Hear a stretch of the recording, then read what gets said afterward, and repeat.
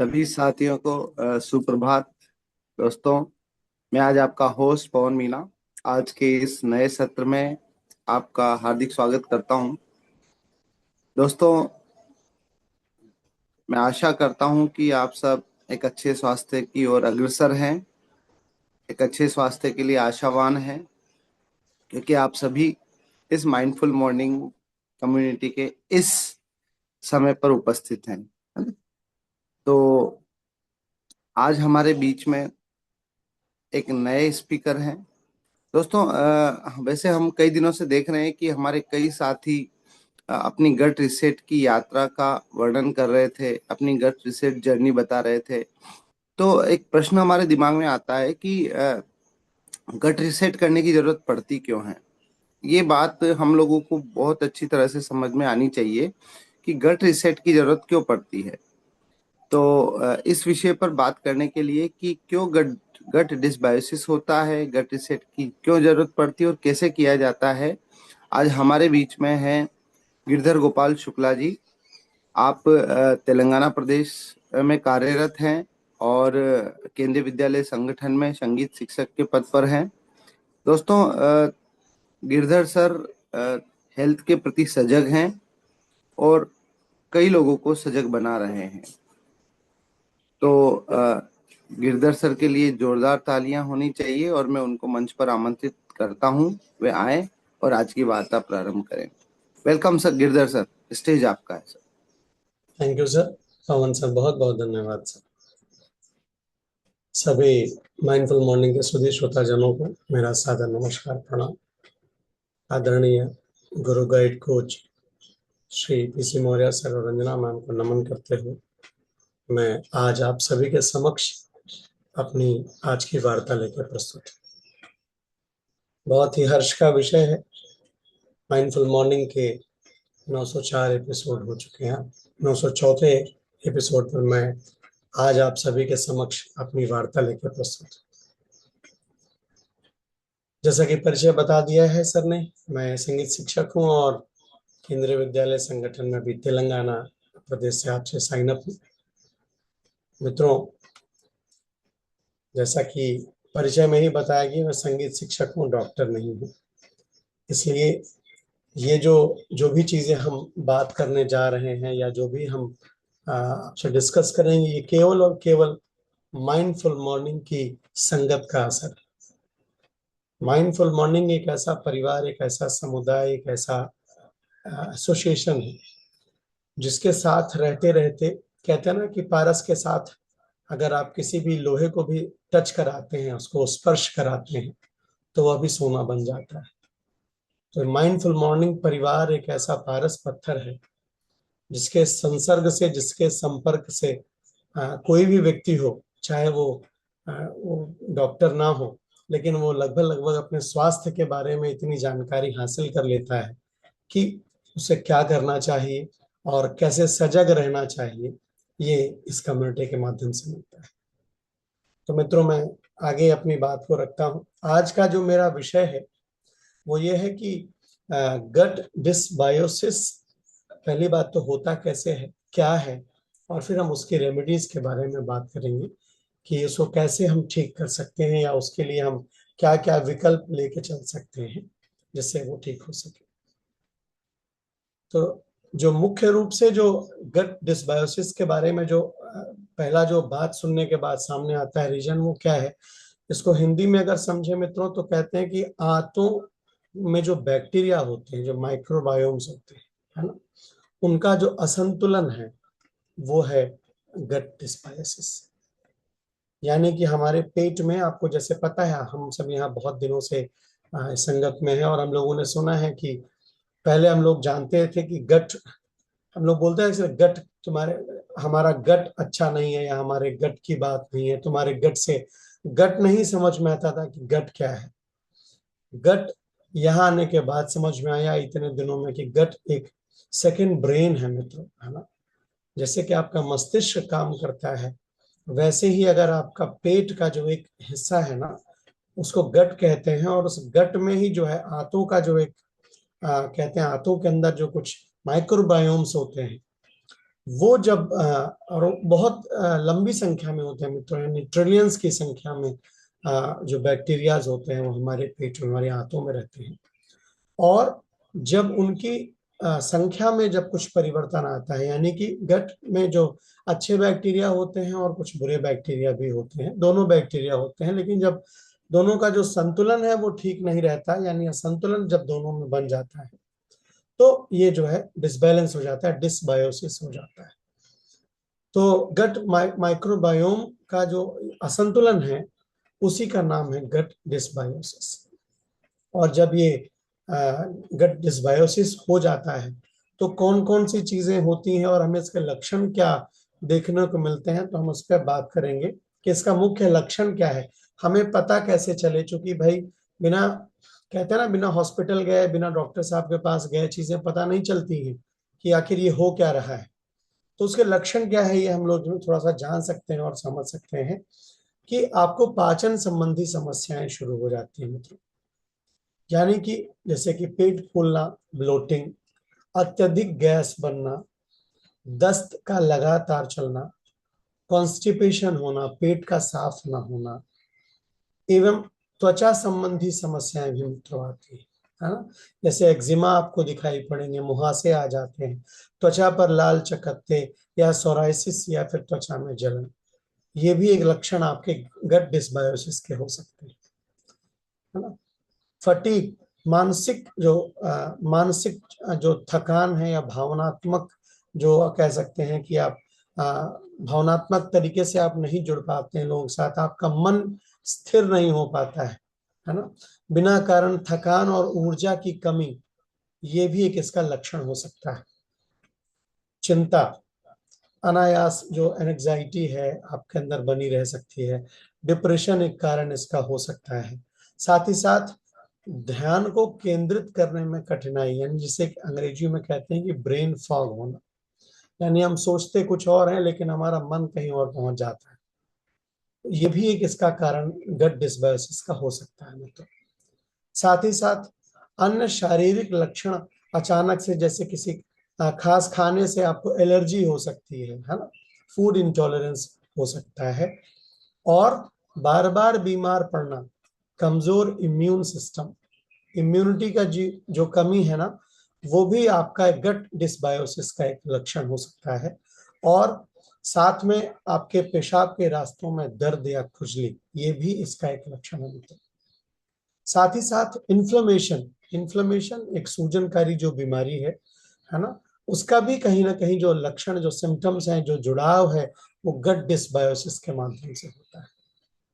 तो जैसा कि आपने इतने सारे लक्षणों को आपने मित्रों सुना कि अगर आपको ये सारे लक्षण कहीं ना कहीं से अपने शरीर में दिखाई पड़ रहे हैं, तो इसका मतलब है कि आपका जो गट सिस्टम है कहीं ना कहीं वो कह रहा है कि नहीं भैया, हमें कुछ ध्यान रखने की जरूरत है, हमारे ऊपर भी ध्यान दीजिए। तो अब इन लक्षणों के बारे में हमने बात की, अब हम एक बार जरा बात करते हैं कि आखिर ऐसा क्या है जो हम अपनी जीवन शैली में इस्तेमाल कर रहे हैं, प्रयोग कर रहे हैं, और उसकी वजह से चीजें बन रही हैं। क्योंकि प्रत्येक व्यक्ति को ऐसा लगता है कि मैं जो खा रहा हूँ वो बेस्ट खा रहा हूँ, बढ़िया खा रहा हूँ, उत्तम खा रहा हूँ, फिर भी मेरे साथ ऐसी समस्या क्यों आ रही। तो यहाँ पर आप ये अपने आप को इन सब चीजों के साथ जोड़ सकते हैं, मेरी बातों के साथ आप महसूस कर सकते हैं कि कहीं ना कहीं हो सकता है ये जो चीजें हमारे साथ जुड़ी हुई हैं, कहीं इसकी वजह से तो ये हमें समस्या नहीं हो रही। तो मित्रों, एक जो बहुत बड़ा तथ्य है वो ये है कि आज के समाज में हमारा जो भोजन है वो इसका कारण हो सकता है। क्या है, मैं उसके बारे में बात करूंगा। आज के समय में अल्ट्रा प्रोसेस्ड फूड जो इतने ज्यादा हमारे साथ, हमारी दैनिक जो जीवनचर्या के साथ शामिल हो चुके हैं ना कहीं वो मित्रों इसका एक कारण हो सकते हैं। क्या है, मैं उसके बारे में बताऊंगा। पैकेट वाले जितनी भी चीजें हैं मित्रों, बिस्किट हो गया, इंस्टेंट नूडल्स हो गए, सॉफ्ट ड्रिंक्स हो गई, केक हो गया, कुकीज हो गई, फास्ट फूड जो भी हमें फटाफट जो चीजें मिल जाती है ना, वो एक ऐसी वो पैक्ड जो फूड है, जो प्रोसेस्ड फूड है ना, ये इसका एक मुख्य कारण हो सकती है। फास्ट फूड में मित्रों फाइबर बहुत कम होता है, साथ ही साथ जैसे रिफाइंड मैदा, चीनी, वसा, है ना, और बहुत सारे ऐसे रसायन, ऐसे केमिकल्स मित्रों हम इन पैकेज्ड फूड के साथ में हम खाते हैं, जो कि कहीं ना कहीं अंदर जाने के बाद पेट में, गट के जो गट में जाने के बाद ये अपना दुष्प्रभाव दिखाते हैं। और इन दुष्प्रभावों से फिर क्या हो जाता है मित्रों की जो हमारे गट माइक्रोबायोम है उनका जो डिसबैलेंस है, जो डिसबायोसिस है, वो स्टार्ट हो जाता है। बैड बैक्टीरिया हावी हो जाते हैं और जो हमारे अच्छे बैक्टीरिया हैं वो कम हो जाते हैं। और उसकी वजह से फिर क्या होता है मित्रों कि आंत की जो सुरक्षा परत है ना, क्योंकि ये सारे जो गट माइक्रोबायोम्स, जो माइक्रोबायोटा है, ये हमारी बड़ी आंत में ज्यादातर रूप से बनते हैं, और इनकी वजह से उनकी जो सुरक्षा परत है वो कमजोर हो जाती है। फिर वहां पर सूजन बढ़ता है और पाचन तंत्र प्रभावित होता है। और नियमित रूप से अगर ये चीजें हम खाते पीते रहते हैं, क्योंकि जानबूझ के हम नहीं ऐसा करते हैं कि भाई हम अपने शरीर को नुकसान पहुंचाएं, लेकिन अनजाने से हमसे सारी चीजें होती हैं, और उसका जो प्रभाव है, वो जो लक्षण मैंने आपको बताया, वो हमारे साथ में होते हैं। आज के समय में मित्रों मैंने देखा 90% ऐसे लोग हैं हमारे समाज में जिनको ये सारे लक्षण जो मैंने बताया, कोई ना कोई उनका शिकार जरूर है। अब एक बार देखते हैं कि और क्या क्या चीजें हो सकती हैं जिनकी कमियों की वजह से हम इन सब चीजों के शिकार बन जाते हैं। तो मित्रों एक और है लो फाइबर डाइट। हमारे भोजन शैली में जो लो फाइबर, फाइबर की जो डाइट है वो लो हो चुकी है। फाइबर क्या है मित्रों, फाइबर के बारे में बात करते हैं। फाइबर एक्चुअली मुख्य तौर से हमारे गट बैक्टीरिया का भोजन है। हमने यहाँ से बहुत बार सुना है कि जो फाइबर होता है, हाई फाइबर होता है, वो हमारे अच्छे जो माइक्रोबायोम्स हैं उनका बहुत बड़ा, बहुत प्रिय भोजन होता है। और जब ये कम हो जाता है तो समस्याएं आती हैं। अब हम इसको कैसे, इसको मेंटेन कर सकते हैं मित्रों?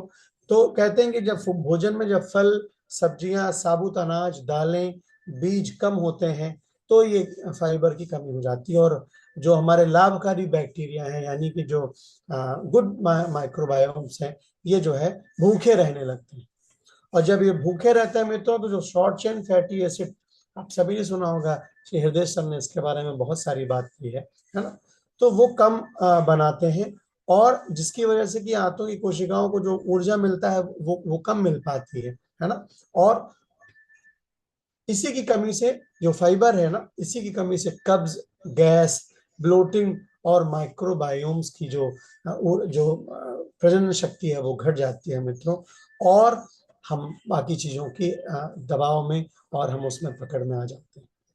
तो प्रतिदिन इसके लिए हमें क्या करना चाहिए, मैं इसके बारे में आगे बात करूँ मित्रों। एक्सेस शुगर यानी अत्यधिक चीनी का सेवन, अत्यधिक चीनी का सेवन करने से या मीठे पेय पदार्थों का सेवन करने से, तो जो एक हानिकारक बैक्टीरिया है उसका नाम है कैंडिडा, कैंडिडा की वृद्धि बढ़ जाती है, वो बढ़ जाते हैं, और इसके कारण गट का जो संतुलन है वो बिगड़ जाता है। शरीर में सूजन की स्थिति लगातार बनी रहती है। और जब हम अधिकतर रूप से जब हम चीनी खाते हैं मित्रों तो इंसुलिन रेजिस्टेंस हमारा कम हो जाता है, मोटापा बढ़ जाता है, मेटाबॉलिक जो समस्याएं हैं वो सामने आ जाती है। तो इसलिए अत्यधिक चीनी का सेवन नहीं करना चाहिए। और क्या है मित्रों, एंटीबायोटिक्स का लगातार इस्तेमाल, यानी जब हम एंटीबायोटिक्स का लगातार सेवन करते रहते हैं तो उससे भी हमारे चूंकि वो कहीं ना कहीं जाके बैक्टीरिया, गुड बैक्टीरिया या बैड बैक्टीरिया, दो ही शरीर में चीजें दोनों होते हैं, और जब हम ज्यादातर मात्रा में अगर हम एंटीबायोटिक्स का सेवन करते हैं मित्रों तो गट बैक्टीरिया को जाके पूरा डिस्टर्ब कर देती है। और बुरे बैक्टीरिया जो जो हार्मफुल पैथोजेंस होते हैं जो आपके शरीर में, उनको तो मारती है, साथ ही साथ वो अच्छे बैक्टीरिया को भी मारती है। और उसकी वजह से फिर आपको कई बार जो है दस्त लगने शुरू हो जाते हैं, फंगल संक्रमण हो जाता है, पाचन संबंधी समस्याएं शुरू हो जाती हैं। इसलिए एंटीबायोटिक का प्रयोग बहुत सोच समझ के और ध्यान में रख करके इसको लेना चाहिए। और देखें तो क्रॉनिक स्ट्रेस मित्रों, अत्यधिक लगातार तनाव, जैसा कि हमने सुना है ना कि हमारे गट और ब्रेन का एक्सेस होता है, यानी कि हमारा जो मस्तिष्क होता है वो हमारे गट से सीधा कनेक्टेड होता है। इस पर बहुत विस्तार से चर्चा हुई है मित्रों। और हम सब ने सुना है कि जो जो गट ब्रेन का एक्सेस है, हम जब कभी भी ज्यादा तनाव में आते हैं, हम जब कभी चिंता करते हैं तो हमारा पेट डिस्टर्ब हो जाता है। और ऐसे ही मित्रों, जब हमारा पेट डिस्टर्ब हो जाता है तो हमको सोचने समझने की क्षमता में नहीं रहते हैं और हमारा मस्तिष्क काम नहीं करता है। तो इसके लिए क्या है, ये जो पाचन क्षमता है ना मित्रों, ये धीमी हो जाती है। जब कार्टिसोल का लेवल जो बढ़ता है हमारे, तनाव मतलब क्या है मित्रों, कार्टिसोल एक ऐसा हार्मोन है जो कि तनाव का हार्मोन कहा जाता है ना। तो जब तनाव अगर हमारे शरीर में बढ़ता है, मस्तिष्क में जब इसका जब ज्यादा हार्मोन रिलीज करते हैं तो उसमें पाचन धीमा पड़ जाता है मित्रों, और जो भी बैक्टीरियाज हैं, जो अच्छे बैक्टीरिया हैं, वो काम कम करते हैं। तनाव के कारण लोग अस्वस्थ हो जाते हैं, भोजन में कमी आ जाती है, कम नींद लेते हैं और उसकी वजह से समस्याएं बढ़ जाती हैं। कम नींद, मैंने जैसा बताया, खराब या अपर्याप्त नींद, नींद केवल मस्तिष्क के लिए नहीं मित्रों बल्कि गट माइक्रोबायोम्स के लिए भी अत्यंत आवश्यक है। देर रात तक जागना, अनियमित सोना, कम नींद लेना, यानी कि जो हमारे शरीर का जो एक दिनचर्या, जो बायो क्लॉक हम लोग जिसके बारे में बात करते हैं, सर्कैडियन रिदम, सर्कैडियन रिदम को पूरा बिगाड़ के रख देता है मित्रों। और सर्कैडियन रिदम का तो रोल आपने सुना ही हुआ है ना। प्रातः सूर्योदय के साथ, जैसा कि हमारे पीसी सर हमेशा कहते हैं, सूर्योदय के साथ हमारा जीवन शुरू होता है और सूर्यास्त के साथ ही हमें अपनी दिनचर्या का समापन करना चाहिए। तो यानी कि सूर्योदय, circadian rhythm is the most important thing for our life. So 7 से 8 घंटे की जो नियमित नींद है वो हमें लेना चाहिए। और जब हम सो जाते हैं मित्रों तो हमारे शरीर के जो अंग हैं वो अपने काम पे लग जाते हैं। हमने सुना है, यानी कि हम तो सो जाते हैं लेकिन शरीर का जितने अंग है मित्रों वो 24 घंटे काम करते रहते हैं और रात में और अच्छे तरीके से काम करते हैं, ताकि आपका शरीर स्वस्थ हो सके, पाचन तंत्र मजबूत हो सके और आपका स्वास्थ्य उत्तम हो सके। शारीरिक निष्क्रियता मित्रों, इसके बारे में भी बात करेंगे कि अगर हम दिन भर बैठे रहते हैं, हमारे शरीर में एक्टिविटीज नहीं है, हाँ, हम व्यायाम नहीं करते हैं, वॉक नहीं करते हैं, थोड़ी एक्सरसाइज नहीं करते हैं, तो भी मित्रों ये गट डिसबायोसिस हमें फेस करना पड़ता है। क्योंकि शारीरिक जो गतिविधि है मित्रों, वो आंतों की गति को बढ़ाती है, रक्त के संचार को सुधार में लाती है और माइक्रोबायोम्स को बढ़ाती है। शोध बताते हैं मित्रों कि नियमित रूप से चलना, योग करना, साइकिलिंग करना और मीडियम जो व्यायाम है ना, वो जो है इन माइक्रोबायोम्स की संख्या को बढ़ाने के लिए बहुत लाभदायक है। कम से कम मित्रों 30 से 45 मिनट, है ना, आपका जो सक्रिय रहना है, जो आपका एक्टिवेट होना है, वो अत्यंत लाभदायक है। अब एक और बात बताएंगे मित्रों, अल्कोहल एंड स्मोकिंग, है ना, शराब और तंबाकू दोनों ही आंत की भीतरी परत को नुकसान पहुंचाते हैं। मोस्टली हम लोगों ने देखा है बहुत सारे ऐसे लोग हैं जो, पहली बात तो इन सब चीजों का सेवन मित्रों करना ही नहीं चाहिए, क्योंकि हर तरीके से ये शरीर के लिए नुकसानदायक है। चाहे वो आप कैंसर का रोग देख लीजिए, आप ज्यादा आप तंबाकू का सेवन करते हैं तो उसमें आता है कि आप कैंसर के शिकार बन जाते हैं, और शराब का सेवन करने से ज्यादा मित्रों हमारा लीवर खराब हो जाता है ना। तो इन दोनों चीजों का सेवन करना ही नहीं चाहिए। इनका जो लोग ज्यादातर सेवन करते हैं उनको सूजन, लीकी गट, पाचन संबंधी समस्याएं और प्रतिरक्षा तंत्र में कमी आती है मित्रों, यानी इम्यून जो सिस्टम है हमारा, इम्यूनिटी है, बिल्कुल वीक हो जाती है और उससे अन्य सारी समस्याएं शुरू हो जाती है। अब इन्वायरमेंटल जो टॉक्सिन्स है मित्रों, वो भी कहीं ना कहीं बहुत रोल प्ले करते हैं। हम कहते हैं कि भाई हम बहुत कुछ अच्छा खा रहे हैं, हम ये सब कुछ नहीं खाते पीते हैं, फिर भी हमारे साथ समस्या क्यों आती है ना। तो कहीं ना कहीं मित्रों, जो सामाजिक रूप से जो टॉक्सिन्स है, जो समाज में घूम रहे पैथोजेंस हैं, जो हमारे भोजन की जो मैं बात करूंगा, जैसे कि मित्रों हम सब्जी मार्केट से लेके आते हैं, है ना।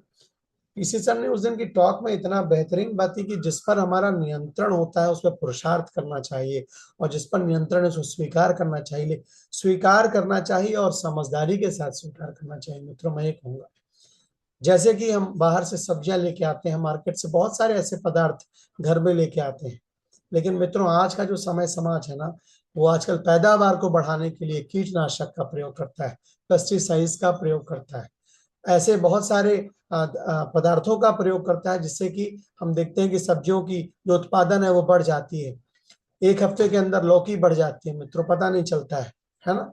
आज ही किसान ने लगाई, और ये देखा जा रहा है लगातार हानिकारक इंजेक्शंस का प्रयोग किया जा रहा है, पौधों की जड़ों में उसके इंजेक्शंस लगा दिए जाते हैं, तो जितने भी पैदावार है वो बढ़ जा रही है। वो कहीं ना कहीं मित्रों हमारे शरीर में, हमारे पेट में जा करके ये समस्या, तो ये क्या है, ये हमारे हाथ में नहीं भाई। सब्जी बिना खाए तो हम रह नहीं सकते हैं। ग्रीन वेजिटेबल्स, लीफी वेजिटेबल्स के बारे में हम इतनी बातें करते हैं। तो ये सारी चीजें ऐसी हैं कि हम हमारे, लेकिन फिर भी क्या है, हम उसको समझ बूझ के खा सकते हैं, उसको अच्छे चीजों के साथ रिप्लेस कर सकते हैं, है ना। जैसे कि कीटनाशक मैंने बताया, प्लास्टिक से निकलने वाले रसायन, भारी धातुएं, प्रदूषण भी गट माइक्रोबायोम को प्रभावित करता है। हम अपने जीवनचर्या में प्लास्टिक से बने हुई चीजों का उपयोग कम से कम करें मित्रों। तो एक चीजों, हम इनसे जो प्लास्टिक से जो जो एक रसायन निकलता है मित्रों, उससे हमें बचत कर सकते हैं। पॉलिथीन्स का प्रयोग कम से कम कर सकते हैं, है ना। इन सब चीजों से, और हम जब अगर इनको थोड़ा सा अवॉइड करते हैं मित्रों, तो कहीं ना कहीं हम जो इन्वायरमेंटल जो टॉक्सिन्स हैं उनसे बचते हैं। ठीक है। मैंने सर्काडियन रिदम के बारे में बात कर ली। और भोजन में अब हम बात करेंगे विविधता की कमी। जैसा कि हमने अभी बात की, है ना, कि हमारा जो भोजन है वो भी जो प्रोसेस्ड फूड हम ज्यादा यूज कर रहे हैं। हम ऑफिस में काम करने जाते हैं, कुछ नहीं है, नहीं मिला खाने के लिए, चलो भाई समोसा खा के आते हैं, है ना। कुछ भी नहीं मिला, चलो ब्रेड पकौड़े खा के आते हैं। कुछ भी और नहीं है, बाहर निकल गए, चलो थोड़ी सी चाय पी करके आते हैं, या कुछ और खा लेते हैं। कभी कभी कहता है कि चलो भाई मन कर रहा है कुछ चटपटा खाने के लिए, पकौड़ियाँ खा लेते हैं, डीप फ्राइड चीजें। तो ये जो चीजें हैं ना, एक दिन की समस्या नहीं है मित्रों, लेकिन जब ये हमारी जीवन शैली में लगातार हम इसका प्रयोग करते हैं, तो कहीं ना कहीं वो ज्यादा समस्या हमारे शरीर को आती है। तो इसके लिए क्या करना है मित्रों, अब हम बात करेंगे कि ऐसा क्या करें जिसकी वजह से हम इन चीजों से दूर हो सके और अपने आप को स्वस्थ रख सके। तो इस क्रम में सबसे पहले जो बात चलती है मित्रों की, यह एक कोई बीमारी नहीं है। गट डिसबायोसिस एक बीमारी नहीं बल्कि एक असंतुलन है। और सही जीवन शैली से अपने आप को सही प्रकार से जीवन में ढाल करके कुछ चीजों का पालन करते हुए, भोजन का सही प्रकार से ध्यान रखते हुए, हम इन सब चीजों से अपने आप को उबार सकते हैं। थोड़ी सी बात करें, क्या खाएं क्या ना खाएं और किन किन चीजों का सुधार करें। तो मित्रों, सबसे पहला है कि होल प्लांट बेस्ड डाइट को आपको अपनाना है ना। प्रकृति के सबसे करीब का जो भोजन है मित्रों, माइक्रोबायोम के लिए सबसे उत्तम है, परम मित्र है। यानी प्रतिदिन विभिन्न प्रकार के, विभिन्न रंगों के फल, हरी पत्तेदार सब्जियां, है ना। देखिए मैंने भी कहा था, लेकिन कोशिश करें अगर घर में चीजें बनाएं तो बहुत अच्छा है, या बाहर से भी लाएं तो संभल के उनको अच्छे प्रकार से धुल के और फिर उसके बाद सेवन करें। दालें, साबुत अनाज, अंकुरित अनाज और ड्राई फ्रूट्स, ड्राई नट्स आदि का सेवन करें। जितने आपकी थाली में विविधता होगी, थाली की बात करें तो मित्रों, जैसा भी आपने गट रीसेट प्लान में देखा, हमारे मित्रगण कितनी बेहतरीन थालियां लाते हैं। ये जीवन में अगर हम लगातार इसका प्रयोग करें तो ये जो समस्याएं हैं हमारे साथ नहीं बनेंगी। और पैकेज यानी अल्ट्रा प्रोसेस्ड फूड को ना करें मित्रों। फाइबर पर्याप्त मात्रा में लें, क्योंकि फाइबर जो है वो प्रीबायोटिक फूड कहा जाता है ना। ये हमारे माइक्रोबायोम्स का मित्र है, परम मित्र है, और इसको जितना हम अगर शरीर में यूज करते हैं तो गुड माइक्रोबायोम्स की संख्या बढ़ जाती है। सलाद खाएं, मौसमी फल खाएं, दालें खाएं, चना खाएं, राजमा खाएं, ओट्स, जौ और अलसी जैसे स्रोत गट माइक्रोबायोम को पोषण देते हैं। और अच्छा फाइबर लें। फाइबर के बारे में आपको पता ही है ना। अगर आपको ये सब चीजें नहीं मिल पाती हैं तो आप सप्लीमेंटेशन में भी मित्रों जा सकते हैं। नियमित दिनचर्या, सर्काडियन रिदम को सुधारें, क्योंकि अगर आप सर्काडियन रिदम सुधार लेते हैं मित्रों, तो आपका अपने आप आपका शरीर उत्तमता की ओर चला जाता है। अच्छी नींद लें मित्रों, 7 से 8 घंटे की गुणवत्तापूर्ण जो है आप नींद लें, ये आपके गट के स्वास्थ्य को बढ़िया बनाती है। थोड़ा सा जो मैं कहूंगा जो तनाव का जो पक्ष है ना, उसको सुधारने के लिए आप ध्यान कर सकते हैं, प्राणायाम कर सकते हैं, योग कर सकते हैं, और सकारात्मक सोच, है ना, इनका अगर आप पालन करते हैं तो आपका मन शांत होता है, आपका पाचन तंत्र बेहतर होता है, और गट ब्रेन का जो एक्सिस है मित्रों, वो बहुत बेहतरीन तरीके से काम करने लगता है। थोड़ा सा 30 से 40 मिनट का, जैसा हमने कहा, थोड़ा सा व्यायाम करें और अपने शरीर को ऊर्जावान बना के रखें। एंटीबायोटिक्स का प्रयोग ना करें, आवश्यकता पड़ने पर डॉक्टर की सलाह लें और उसके बाद ही आप चीजों को इस्तेमाल करें। अल्ट्रा प्रोसेस्ड फूड और शुगर का इस्तेमाल बिल्कुल ना करें। और हाँ, एक बड़ी चीज मित्रों, हाइड्रेट रहें। पानी की मात्रा आपके शरीर में उत्तम है, क्योंकि जब आप फाइबर फूड लेते हैं, ज्यादा फाइबर शरीर में लेते हैं, तो आपको पानी का इंटेक बहुत अच्छे से लेना चाहिए। तो कम से कम 3 से 4 लीटर पानी आप जरूर पिए और अपने आप को। और एक और चीज है मित्रों, इसमें बताया गया है इस क्रम में कि जरूरत पड़ने पर मित्रों प्री बायोटिक का जो हम लोग, जैसे हम लोग जानते हैं कि प्री बायोटिक फूड हम लोगों ने यूज किया है, शरीर की मात्रा को अगर हमें समस्या अधिक है तो जो प्रीबायोटिक का हम सेवन कर रहे थे उसका सप्लीमेंटेशन हम कैरी ऑन कर सकते हैं, ले सकते हैं। तो कुल मिला के मित्रों, eat the rainbow colour in your life. हम जो भी अपने जीवन में जो भी खाते हैं वो रेनबो कलर का इस्तेमाल करें। तो हर सप्ताह अधिक से अधिक प्रकार के जो है खाद्य पदार्थों को शामिल करें, है ना। और सभी प्रकार के जो सब्जियां अलग अलग प्रकार की होती है उनमें पॉलीफेनॉल और फाइटो न्यूट्रिएंट्स होते हैं मित्रों, जिनकी वजह से हमारे गट माइक्रोबायोम में सुधार मिलता है। और सबसे बड़ी बात, अगर आप किसी समस्या से ग्रसित है मित्रों, तो 1 या 2 दिन में उसका निदान नहीं होता है। आपको धैर्य रखना है, कम से कम 8 से 10 हफ्ते आपको अपनी जीवन शैली में परिवर्तन लाना है, तब आ जाकर के आपके गट माइक्रोबायोम्स में सुधार आता है और आपका जो गट जो डिसबायोसिस है वो अच्छे क्रम में आ जाता है। तो मित्रों, अपनी बात को समाप्त करने से पहले एक बात कहूंगा कि healthy gut is not build by one magic pills. Healthy gut is not built by one magic pills. It is built by thousands of healthy daily choices. यानी आपके प्रतिदिन की जो आपकी ये जो दिनचर्या है, ये आपको उत्तमता की तरफ लेके जाती है। छोटी छोटी जो बात हम आज 3-4 दिनों से हम इसी पर बात कर रहे हैं कि अगर छोटी छोटी आदतों को में अगर हम सुधार लाएं तो हम अपने जीवन की जो बड़े जो परिवर्तन है वो अपने जीवन में हम कर सकते हैं मित्रों। इसी के साथ मैं आज की वार्ता के लिए मैं धन्यवाद ज्ञापन करूंगा कि आप लोगों ने बहुत धैर्य के साथ मुझे सुना और निश्चित तौर पर कहीं ना कहीं आपके लिए हितकारी होगी। इसी के साथ मैं अपनी बात में समाप्त करता हूं। Back to host Pavan sir. Thank you. बहुत बहुत धन्यवाद गिरधर सर। दोस्तों, सर के लिए जोरदार तालियां होनी चाहिए इतनी अच्छी वार्ता के लिए। जैसा कि दोस्तों आप सब जानते हैं, प्रदीप सर हमेशा कहा करते हैं कि गट हमारी माँ है, और अगर हम गट को साध लेंगे तो हम हमारे जीवन में हमारे स्वास्थ्य के लिए बहुत सारी चीजों को ठीक कर लेंगे। तो आज सर ने बताया कि किस तरह से गट डिसबायोसिस होता है और क्या क्या कर सकते हैं हम, उसके क्या लक्षण होते हैं और किस तरह से हम गट को ठीक कर सकते हैं। तो दोस्तों, गट हेल्दी रहेगी, हम हेल्दी रहेंगे, और हमारा ये मिशन है कि हम सब लोगों को हेल्दी बनाने की पूरी कोशिश करेंगे, जिसकी शुरुआत हम करेंगे गट से। तो दोस्तों, गट मॉर्निंग, अपनी गट का ध्यान दीजिए, गट पर ध्यान दीजिए, गट को ठीक करिए। और अगली गट रिसेट यात्रा, सामूहिक गट रिसेट यात्रा अगस्त माह में होगी। तो उसके लिए जिन्होंने अभी तक नहीं किया है वो उसके लिए तैयारी करिए। तो आज के सत्र को यहीं विराम देते हैं, कल मिलते हैं एक नए सत्र के साथ। आपका दिन मंगलमय।